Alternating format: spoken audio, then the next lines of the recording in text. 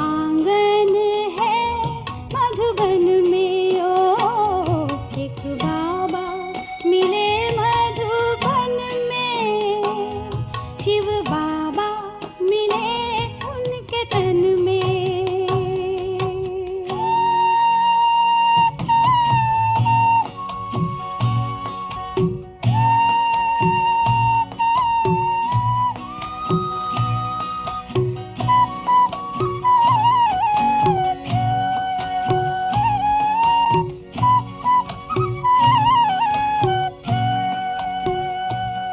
पहुँचे हम मधुबन तो देखा अनोखा चमन, पहुँचे हम मधुबन तो देखा अनोखा चमन, जिसमें खुशबू रूहानी थी प्यारी, देखा माली अपने गुलशन में, ओ एक बाबा मिले मधुबन में, शिव बाबा मिले उनके तन में, एक बाबा मिले मधुबन में, शिव बाबा मिले उनके तन में।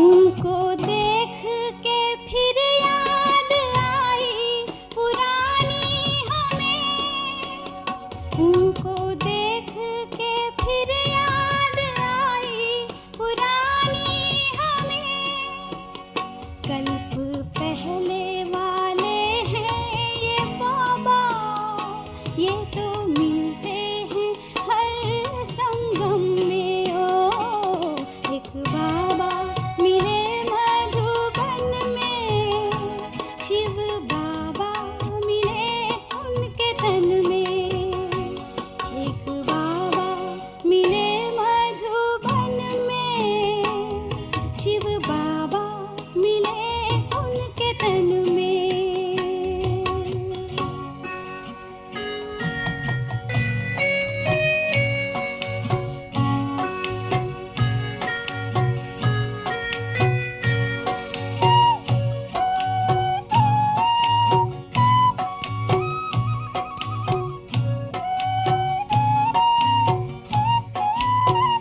उनकी दृष्टि पड़ी हमने शक्ति पाई जो रूहानी, उनकी दृष्टि पड़ी हमने शक्ति पाई जो रूहानी, पाया जन्मों का खोया सहारा, नूर पाया था उनने नैन में, ओ एक बाबा मिले मधुबन में, शिव बाबा मिले उनके तन में, एक बाबा मिले मधुबन में, शिव बाबा मिले उनके तन में, एक बाबा मिले मधुबन में, शिव बाबा मिले उनके तन में, दोनों बाबा मिले एक आंगन में, वो आंगन है मधुबन में, ओ एक बाबा मिले मधुबन में, शिव बाबा मिले उनके तन में। ओम शांति। 28/12/2023 प्यारे बाप दादा के मधुर महावाक्य। मीठे बच्चे, दान सदा पात्र को देना है, फालतू समय वेस्ट नहीं करना है। हर एक की नब्ज देखो कि सुनते समय उनकी वृत्ति कहाँ जाती है? प्रश्न, पावन दुनिया में चलने के लिए तुम बच्चे बहुत भारी परहेज करते हो। तुम्हारी परहेज क्या है? उत्तर, गृहस्थ व्यवहार में कमल फूल के समान रहना ही सबसे भारी परहेज है। हमारा त्याग है सारी बेहद की पुरानी दुनिया का। एक आँख में है स्वीट होम, दूसरी आँख में है स्वीट राजधानी। इस पुरानी दुनिया को देखते हुए भी नहीं देखना, यह है बहुत बड़ी परहेज। इसी परहेज से पावन दुनिया में चली जाती है। गीत धीरज धर मनुआ। ओम शांति। गीत सुनने से ही बच्चों को खुशी का पारा चढ़ जाना चाहिए, क्योंकि दुनिया में दुख तो है ही। मनुष्य मात्र है ही नास्तिक, अर्थात बाप को नहीं जानते। अब तुम नास्तिक से आस्तिक बन रहे हो। तुम बच्चे अब जानते हो कि हमारे सुख के दिन आ रहे हैं। कहीं भी तुम जाते हो तो पहले पहले तुम अपना परिचय दो। हम अपने को ब्रह्मा कुमार कुमारी क्यों कहलाते हैं? ब्रह्मा है प्रजापिता शिव का बच्चा। ऊंचते ऊंच उस निराकार को कहा जाता है। ब्रह्मा विष्णु शंकर तो उनके बच्चे हैं। विष्णु और शंकर को कभी प्रजापिता नहीं कहेंगे। प्रजापिता ब्रह्मा यहाँ है। देखो, ये पॉइंट अच्छी तरह धारण करो। लक्ष्मी नारायण राधे कृष्ण को प्रजापिता नहीं कहेंगे। प्रजापिता ब्रह्मा नाम मशहूर है। यह है प्रजापिता साकार। अब स्वर्ग का रचयिता तो परमपिता परमात्मा शिव है। स्वर्ग का रचयिता ब्रह्मा नहीं है। निराकार परमात्मा ही आकर प्रजापिता ब्रह्मा द्वारा स्वर्ग रचते हैं। हम उनके बच्चे कितने ढेर हैं। आत्माएं तो है ही परमपिता शिव की संतान। समझाने का बड़ा अच्छा तरीका चाहिए। बोलो, हमको वो राजयोग सिखलाते हैं। ब्रह्मा द्वारा सृष्टि के आदि मध्य अंत का राज समझाते हैं। तो पहले यह ब्रह्मा सुन लेते हैं, जगत अम्बा भी सुन लेती है। हम हैं बीके। गाया भी जाता है, कन्या वह जो 21 कुल का उद्धार करे, 21 जन्म का सुख दे। हम परमपिता परमात्मा से 21 जन्म सतयुग त्रेता में सुख पाने लिए वर्षा लेते हैं। बरोबर सतयुग त्रेता में भारत सदा सुखी था, पवित्रता भी थी। तो वह हमारा बाबा है, यह है दादा। अब जिसके पास इतने बच्चे हैं, उनको तो कोई परवाह नहीं कितने उनके बच्चे हैं। हमको ब्रह्मा द्वारा शिव बाबा राजयोग सिखलाते हैं। उस बेहद के बाप से हमको वर्षा मिलता है। सारी दुनिया पतित है, उनको पावन करने वाला एक बाप है। पुरानी दुनिया को बदलने वाला स्वर्ग का रचयिता वह सतगुरु है, सर्व का सद्गति दाता। नई दुनिया में है ही लक्ष्मी नारायण का राज्य। भारत में जो देवी देवताओं का राज्य था, वह देवताएं ही 84 जन्म लेते हैं। फिर वर्ण भी बताने पड़े, समय पहले से ले लेना चाहिए। बोलो, इन बातों को चित्त लगाकर अच्छी रीति सुनो, बुद्धि को भटकाओ मत। भाई जी व बहन जी, तुम सब वास्तव में शिव की संतान हो।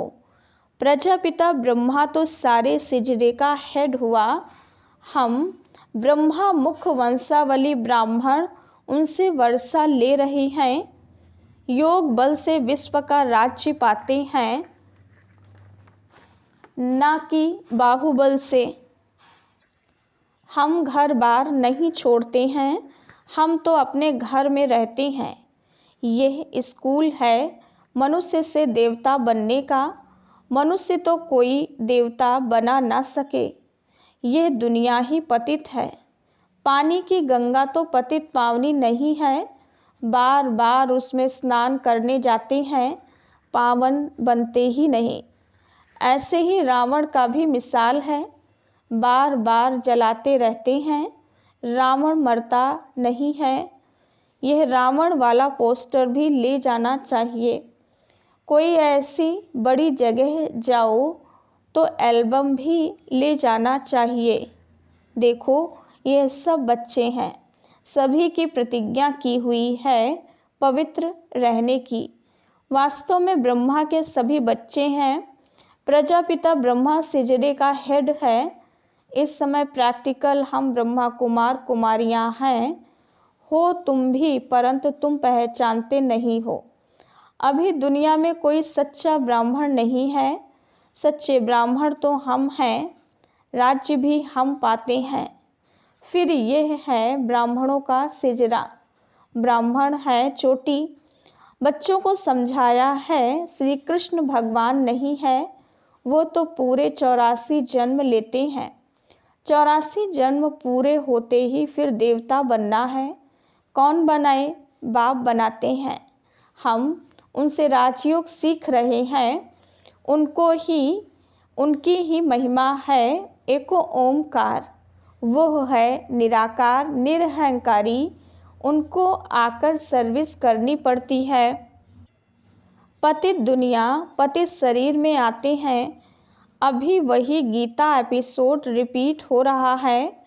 महाभारी लड़ाई लगी थी, सब मच्छरों सदृश से गए थे। अब वही समय है। परमपिता परमात्मा शिव भगवानोवाच है, वो है रचयिता। स्वर्ग में लक्ष्मी नारायण का राज्य था। सृष्टि को सतोप्रधान बनाना बाप का ही कर्तव्य है।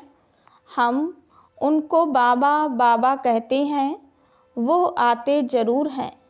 शिवरात्रि भी है, इसका अर्थ भी बताना चाहिए। पॉइंट नोट कर फिर धारण करनी चाहिए। पॉइंट्स बुद्धि में रहनी चाहिए। कन्याओं की बुद्धि तो अच्छी होती है। कुमारी के पैर धोते हैं तो कुमार और कुमारियाँ दोनों पवित्र। फिर कुमारी का नाम क्यों गाया जाता है? क्योंकि तुम्हारा अभी का जो नाम है कि कन्या वह जो 21 कुल का उद्धार करे, तो वह तुम्हारा मान चला आया है। हम भारत की रूहानी सेवा करते हैं। हमारा उस्ताद मददगार परमपिता परमात्मा शिव है। उनसे हम योग बल से शक्ति लेते हैं, जिससे हम 21 जन्म एवर हेल्दी बनते हैं। यह गारंटी है। कलयुग में तो सब रोगी हैं, आयु भी कम है। सतयुग में इतनी बड़ी आयु वाले कहाँ से आए? इस राजयोग से इतनी बड़ी आयु वाले बनते हैं। वहाँ अकाले मृत्यु होती नहीं, एक शरीर छोड़ दूसरा लिया जाता है। यह पुरानी खाल है। शिव बाबा की याद में रह इस देह सहित देह के सब संबंधों को भूल जाना है। बुद्धि से हम बेहद का त्याग करते हैं। हमारी बुद्धियों की रूहानी यात्रा है, वह जिस्मानी यात्रा मनुष्य सिखलाते हैं। बुद्धि की यात्रा बाप के सिवाय कोई सिखलाने वाला नहीं है। यह राजयोग सीखने वाले ही स्वर्ग में आएंगे। अब फिर से सैपलिंग लग रहा है। हम सब उस बाप के बच्चे हैं। हम बच्चों को शिव बाबा से वर्षा मिलता है। यह दादा भी शिव बाबा से वर्षा लेते हैं। आप भी बेहद के बाप से वर्षा लो। यह बड़ी हॉस्पिटल है। हम 21 जन्म के लिए फिर कभी रोगी नहीं बनेंगे। हम भारत की सच्ची सेवा कर रहे हैं, इसलिए गायन है शिव शक्ति सेना। अब बाप कहते हैं, याद से अपने विकर्म विनाश करो तो आत्मा शुद्ध बन जाएगी और ज्ञान को धारण करने से तुम चक्रवर्ती राजा बनेंगे। हम पवित्र बनेंगे तो लक्ष्मी को अथवा नारायण को भी वरेंगे। सर्वगुण संपन्न संपूर्ण निर्विकारी यहाँ नहीं बनेंगे तो लक्ष्मी नारायण को कैसे वरेंगे। इसलिए कहा जाता है, आईने में अपने को देखो, लक्ष्मी नारायण को वरने लायक बने हो। पूरा नष्टो मोहा नहीं बनेंगे तो लक्ष्मी को वर नहीं सकेंगे, फिर प्रजा में जाएंगे। शिव बाबा को भी परमधाम से आना पड़ता है। जरूर पतित दुनिया में आए तो पावन बनाकर ले जाए। यहाँ हम परहेज भी बहुत रखते हैं। हमारी एक आँख में स्वीट होम और दूसरी में स्वीट राजधानी है। हमारा त्याग सारी दुनिया का है। घर गृहस्थ में रहते कमल फूल समान पवित्र रहते हैं। बूढ़े समझते हैं वानप्रस्थ अवस्था है, चलो मुक्ति धाम के लिए पुरुषार्थ करें। इस समय तो सबकी वानप्रस्थ अवस्था है। हर एक को हक है बाप से वर्षा लेने का, दुख धाम को भूल जाना है। यह है बुद्धि से त्याग। हम पुरानी दुनिया को बुद्धि से भूल नई दुनिया को याद करते हैं, फिर अंतमति सोगति हो जाती है। यह सबसे बड़ी गॉडफादरली यूनिवर्सिटी है। भगवानोवाच, मैं राजयोग सिखलाकर मनुष्य से देवता बनाता हूँ, ऐसे ऐसे समझाना चाहिए। बोलो, हम जो सुनाते हैं वो बैठकर सुनो। बीच में प्रश्न पूछने से वो प्रवाह टूट पड़ता है। हम आपको सारे सृष्टि चक्र का राज बतलाते हैं।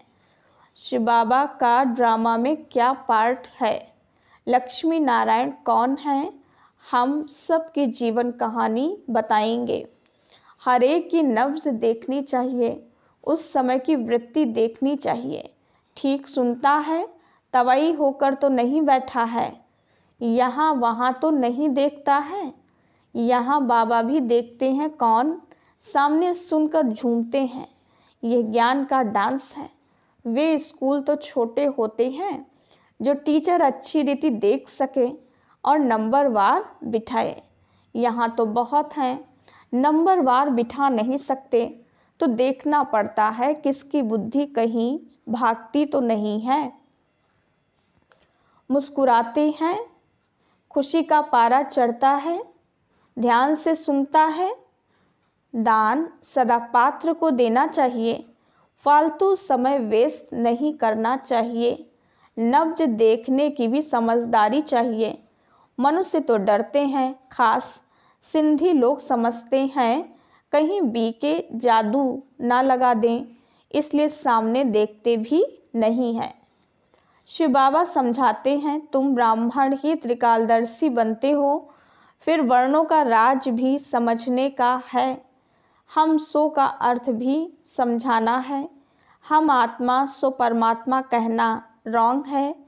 कोई फिर ब्रह्म को भी मानने वाले हैं, कहते हैं अहम ब्रह्मास्मि। माया तो 5 विकार हैं। हम ब्रह्म को मानते हैं। अब ब्रह्म तो महतत्व है जो हमारा निवास स्थान है। जैसे हिंदुस्तान में रहने वाले अपना धर्म हिंदू कह देते हैं, वैसे वो भी ब्रह्म तत्व को कह देते कि हम ब्रह्म हैं। बाप की महिमा अलग है। सर्वगुण संपन्न, 16 कला संपूर्ण, संपूर्ण निर्विकारी, ये महिमा देवताओं की है। आत्मा जब शरीर के साथ है तब उसकी महिमा है। आत्मा ही पतित आत्मा अथवा पावन बनती है। आत्मा को निर्लेप नहीं कह सकते। इतनी छोटी सी आत्मा में 84 जन्मों का पार्ट है, उसको फिर निर्लेप कैसे कहेंगे। अभी बाबा पीस स्थापन करते हैं तो तुम बच्चे बाबा को क्या प्राइज़ देते हो? वो तुमको 21 जन्म स्वर्ग की राजधानी की प्राइज़ देते हैं, तुम बाबा को क्या देते हो?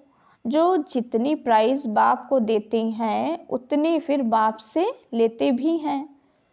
पहले पहले इसने प्राइज़ दिया। शिव बाबा तो दाता है, राजे लोग कभी हाथ में ऐसे लेते नहीं हैं। उनको अन्नदाता कहा जाता है, मनुष्य को दाता नहीं कह सकते। भल तुम सन्यासियों आदि को देते हो, परंतु रिटर्न फल तो फिर भी शिव बाबा दाता देता है।